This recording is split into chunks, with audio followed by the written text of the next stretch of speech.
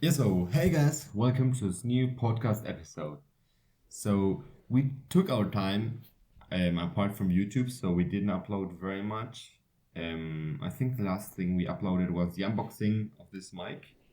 So yeah, I hope you are enjoying the better audio quality, and I'm enjoying the less problems it has given me.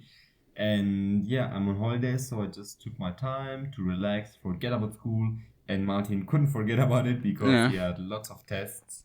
So yeah, we got some news, some tech news to talk about, and just let's dig in with the new Canon R5c. C from Cine. Yeah, so this is like the Sony A7S III or FX3, depending on how you see it from Sony, but from Canon. This is like a normal Canon R5, but with a bigger body because it has a ventilator for it not to overheat. But the specs are the same. You have the 45 megapixel sensor, 8K video, this time with the possibility of recording 8K 60 FPS, but just when you plug it into the power on battery just 30. And of course, like this camera is from the Cine line, like the C200, C500, etc. And it's more portable, and with all this it comes with special codecs for video. There are so many codecs, I don't really understand them, but 422 10-bit XF AVC up to 810 megabits per second and all that stuff. So it's pretty nice. And I remember the rumors saying it was going to cost like $8,000, but it just ended up costing like $500 more than the R5, and I think the price is like $4,500 or so. Well, let me check. Yeah. I think. Yeah. So in the meanwhile, the biggest difference with the R5, with the normal R5, is that you got 8K at 60 FPS external powered, 30 with normal, 45 megapixel HDR video, and like all these codecs, and you have unlimited recording time because you have a ventilator. So yeah, Oh, you have fun. unlimited. Fun is The expensive. only limitation is your memory card, because if you don't have enough Yeah. space, you can't record Yeah. unlimited. And I checked, it's $4,499. So I think I was right. $4,500 basically. And it's $600 more than the R5. Well, Yeah. $100 more than I said. But it also can Photos. take pictures like normal camera with 20 frames per second. And so it's a hybrid camera with a body focused more on video than on photo. Yeah. Yeah. Yeah, So so a lot of going people on the are next excited for one. this, and let's see if it can beat the A7S III that has a big legacy on this field. So yeah.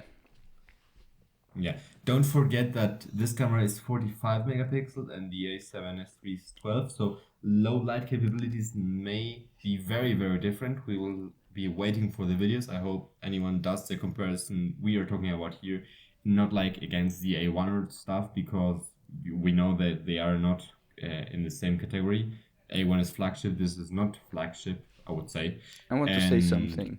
I tested the A7 IV like a few months ago, and that has 30 megapixel, and mhm. I saw the the noise in high ISO video, and it's handled just as well as the A7S III. So the software behind it is so good. So it's pretty amazing Yeah. what they've achieved. But yeah, Yeah, it so depends if you have noise reduction on or off. I hope it was yeah, off. but noise reduction is not always very good, but it's getting better. So yeah.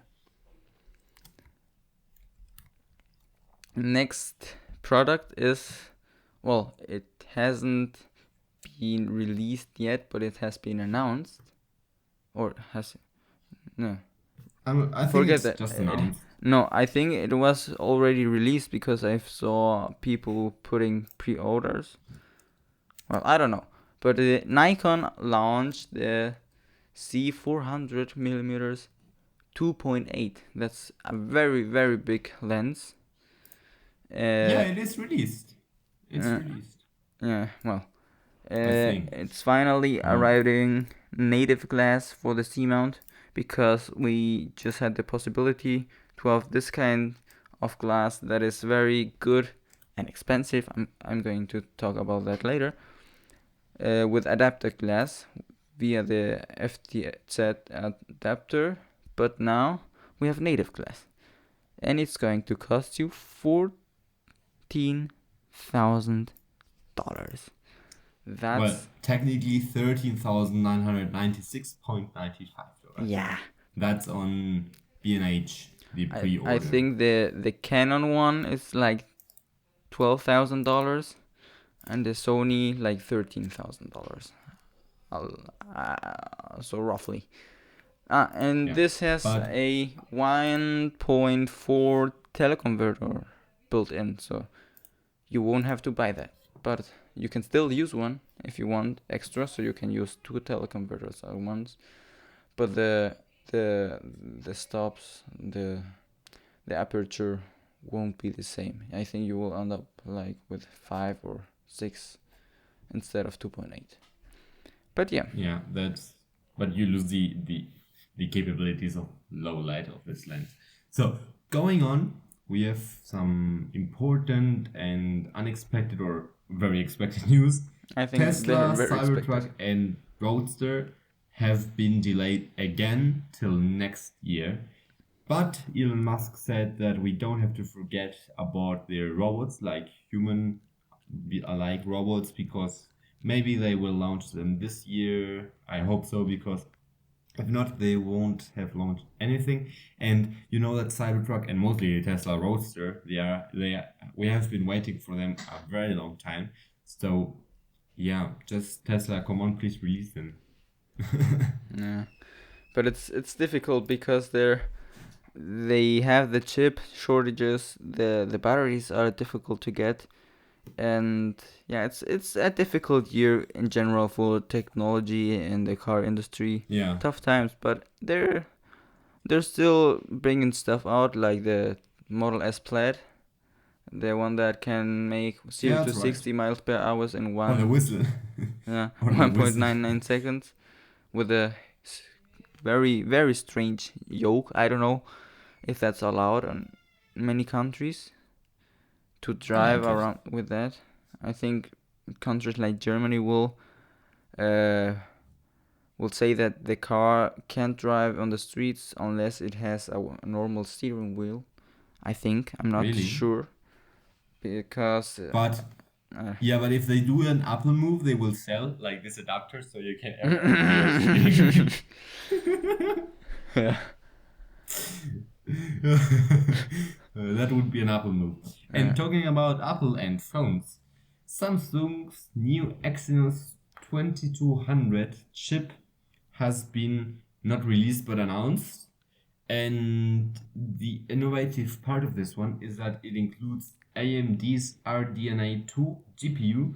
So the gaming performance on the new S22 lineup, the new flagships that will be launched next February or March, I think, will have very, very good gaming performance. And maybe they will compete with like the ROG phones and those very high-end gaming phones. They will be able to compete with that while being the flagship phone of Samsung. So that will be not only for gaming, but overall capacity of the phone and how fluid it is, and all. You will just have a better phone with a better GPU. Like, nice, nice, yeah, nice, nice.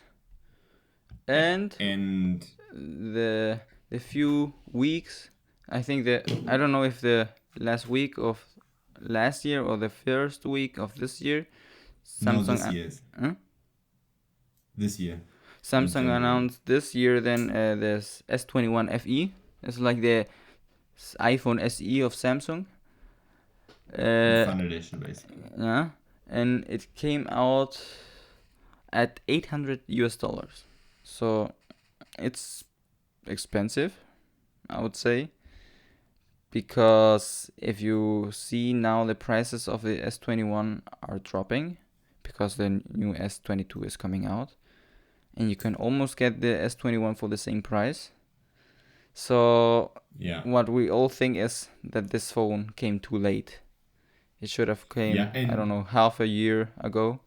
That would have been the right place for it, but yeah, it's they should just have too. launched it like 1 or 2 months after the S21, Mm-hmm. so that all the hype is still on the air and people want to buy the S21, but they can buy the S21 Foundation. So yeah, I think it's a chip shortage and all this thing Yeah. had to do, but I wouldn't have launched it because first, it's too expensive, and every store and Samsung itself tries to compensate the price by selling it to you at $800 or around that price.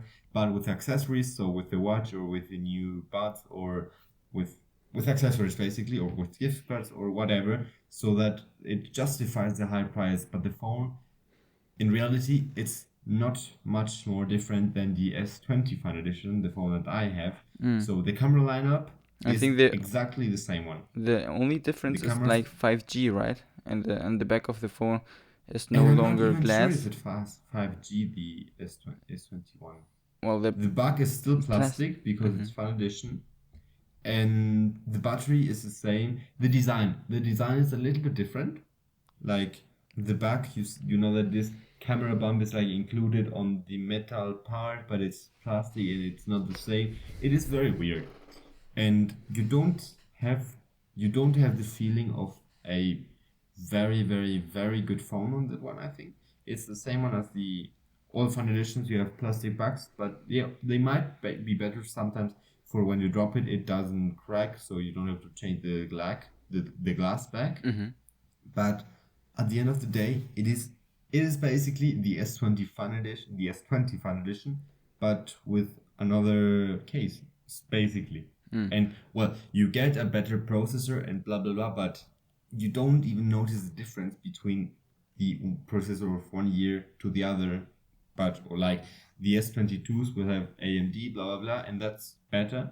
But on the S21 Fan Edition, the jump from the S20 Fan Edition to the S21 Fan Edition, it is like it's not a jump. It is the same Mm. copy paste. They just wanted to release a new product. They did it too late, and now I think they will regret it because everybody is talking not too nice stuff about that phone. Yeah, because if you look at it, in the Apple way, you can buy almost for the exact same price either the iPhone 12 with very generous amount of storage or the iPhone 13. And I think you'll be better with the iPhone 13 than with this S21 FE because it's Yeah, more or just premium. buy the S21 normal edition, or just wait like 2 or 3 months, and the S21 will drop significantly the price because of the launch of the S22. So it just was the worst timing Samsung could have launched this phone. Yeah. And well, now we come to the part where we just chit chat, tell you about our lives, our thoughts, and now I want to share with you a story that because I recently found out that my school has a whiteboard that is touch.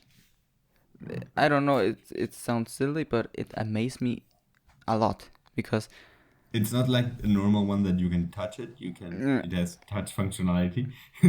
because well, my school has in every room a whiteboard with a projector that's built into the whiteboard. Not you don't have it like far away in the back. It's built into the It's like on top whiteboard. of it, isn't it? Yeah, and you can draw with special pens on the whiteboard. I think the projectors and the pens and everything are from Epson. And on the desk you have like document cameras, so you can show what you have in the desk and the whiteboard. But okay, that was also new to me when I transferred to the school.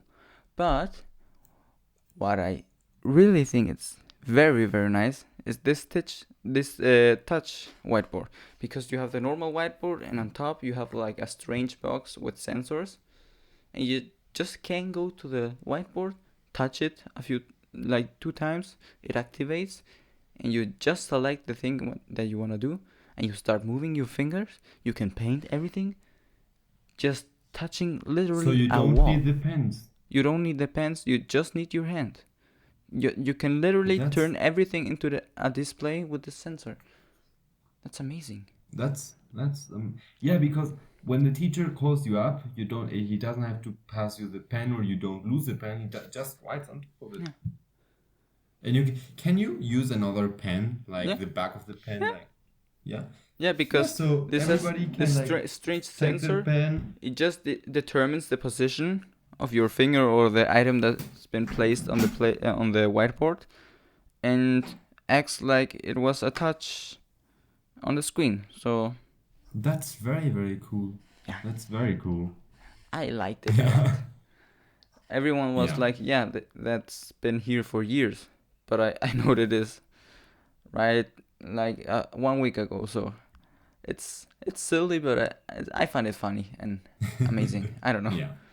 And I also wanted to Yeah. say that I think I already told this, but I have since August a new camera, the Nikon C6, and this camera uses CF Express Type B memories. And coming from SD cards, it's a bump in speed, like from 100 megabytes per second to more than a gigabyte per second. Wow. But it's also a bump in price. Instead of paying Yeah. like 20-30 euros, you can now buy a 64 gigabyte, 170 megabytes per second SanDisk SD card for 17 euros. 17, that's nothing. But for 64 gigabytes on this CF Express card, I'll have to pay $120 or euros, or the same thing.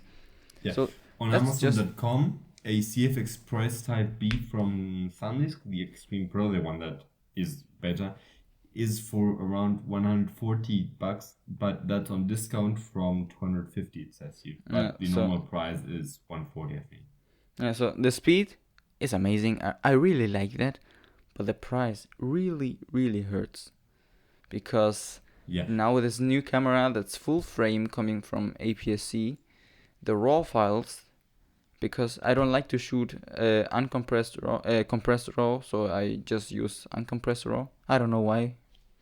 I just do it. The files are like 48 megabytes, so it fills up twice as fast as before. So Yeah. now I really have come to a situation that I have to do a backup every time that I go out taking photos, because for example today I was with a friend taking photos of the sunset. I took like 100 photos and some b-roll, 4K b-roll. That's also a very heavy file, but those were like 16 gigabytes.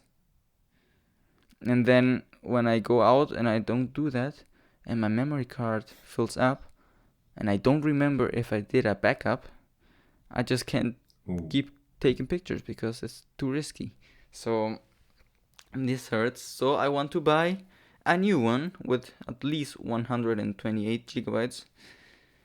And I won't go the SanDisk way I normally would do, but this is actually right now in Amazon for 190 euros.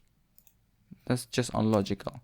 I can buy for 150 euros a CF Express Type B card from Lexar. If you know Lexar, they are very reliable and very good cards. So I will go with those cards. So yeah, just wanted to tell you that. It depends on the speed you want to buy the cards at, because there is different. The SanDisk, the 64 gigabyte version is lower. Write I think 800 and read 1.5 gigabyte, and the 128 gigabyte you can write 1.5 gigabyte and read 1.7 gigabyte. That's the difference. Mm. And Yeah. but still, everything is very, very fast. But it just Yeah. Like, annoys me that it's but so expensive. Very expensive.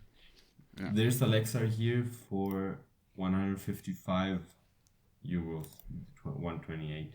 But it's still a lot of money. Look, for comparison only, I'm now on Amazon Germany, and there's a 128 gigabytes from SanDisk Extreme Pro Normal SD that is going with 50% discount at 24 euros. Yeah. So that is a steal, really, because that is very cheap for a 128 gigabytes. And yeah, you compare it, like it's 100 or more euros difference just for the type of the card. So the price difference, although the speed is 10 times faster and all that, the price difference is just stupid. Because like, look at this, I'm really considering now buying from Germany, shipping to Chile for this price, because it's just super cheap. But like, that, I can blame that one on Nikon, because they should have allowed you to put a CF Express card but also a SD card into it. Like, okay, if you want to limit it, not be able to recording 4K 30 and only 4K 24, for example, but you should have given the option Nikon. And yeah, but it is not like the best camera you have on your lineup. So Sony allows you to use both, for example. And Here comes the Nikon hate from a Sony shooter. This is bullying. You are experiencing this if you are a Nikon shooter every time, every day, online. This is gotta stop. This is seriously. This is damaging us. This is bullying.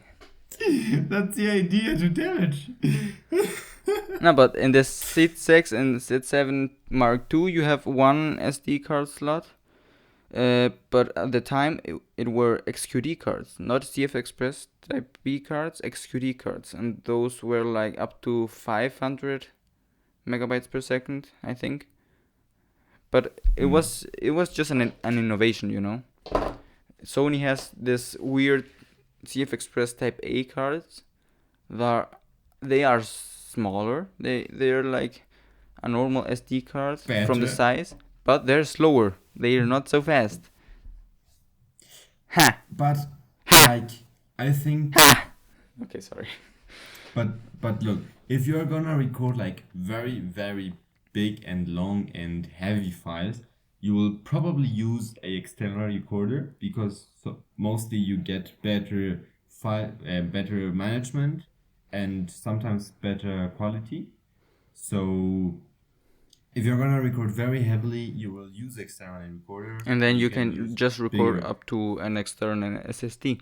But not everyone has an external recorder. Those cost like 800, 900. If you need that, no, but if you need that like very fast speed, I mean, but on not necessarily, because if you want to film 8K, you need the speed. You can't film 8K on a good codec on a SD card. You need that. That's why recording 8K for fun. That's the thing. A lot of people. Like, you can. The YouTubers that have the. Not every YouTuber or filmmaker uses an external recorder. The ones that got the R5, they also have CF Express Type B cards, and they can't film everything. They also have a SD card slot, but they can't film everything with the SD card. Well, I also would have liked that this camera had a SD card slot, but it was launched like 4 years ago. It was the first mirrorless camera of Nikon. I mean, even Canon didn't have a mirrorless full frame camera out by then, so it was still revolutionary. So, yeah. But still. But still. For professionals, I don't know if it hurts that much, but for me, maybe a 16-year-old boy that has to work hard for everything in his camera. Yeah, but maybe they can make another move and sell an adapter, SD to CF Express or whatever, so that you can use a SD on that slot and sell it for a price that it's convenient to use it, but they still make money, like Apple with that cloth and stuff. But it's not Nikon's invention. This card has been longer out than the camera. It was just an innovation, and all the pro cameras, all the red cameras, all those cinema cameras right now, they use this kind of stuff. So it's Yeah, the wow. future. This is really the future of memory cards. I'm telling you. Well, I hope so, but I hope the price drops as well. Because I'm not ready to pay 200 euros for a better card, basically. So, yeah, I'll stick with my SanDisk cards and I'm happy with that. And yeah, I think we will leave it to here, the episode. Yeah. And see you on the next one. Bye bye. I want to mention we are doing an experiment. While we recorded this podcast, we were also filming. So this is the first attempt of making a video podcast. I don't think we're going to upload the video podcast, but Neither. let's see if we can edit it, how it turns out. So maybe be prepared to see a video podcast soon. So yeah, that's it. See you in the next one and bye bye. Bye bye.